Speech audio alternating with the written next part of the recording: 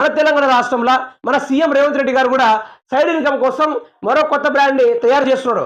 Branded అయిన బ్రాండ్లను ban చేసేసి ఏదో అవకతవకల మందుని తయారు చేసి ప్రజల గొంతుల్లో నింపేసి డబ్బులు గుంజేద్దామని చూస్తున్నాడు మా రేవంత్ రెడ్డి గారు. ఆ ముచ్చడిని చూద్దాం. మందు బాబులకు బ్యాడ్ న్యూస్. కాసుల కోసం కొత్త లిక్కర్ పాలసీ కసరత్తు చేస్తున్న రేవంత్ రెడ్డి సర్కారు.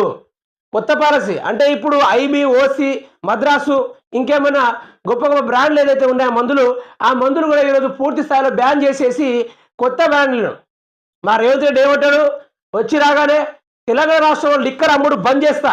ఆ లిక్కర్ బంద్ చేసిన తర్వాత తెలంగాణ రాష్ట్ర ప్రజలు మంచిగా పని చేసుకొని కుటుంబంతో సంతోషంగా ఉండాలని చెప్పిన మా రేవంత్ రెడ్డి ఈరోజు ఉన్న బ్రాండ్లను బ్యాన్ చేసేసి కొత్త బ్రాండ్ తయారు చేయడానికి అయితే పూనుకున్నాడు మా సారు. దీన్ని బట్టి ప్రజలకు ఏమర్థం కావాలి, మందు అనేది ఏ గవర్నమెంట్ వచ్చినా కూడా బ్యాన్ చేయదు. ఎందుకంటే దాని మీద వచ్చే ఇన్కమ్కి రాష్ట్ర బడ్జెట్ కన్నా ఎక్కువ. రాష్ట్ర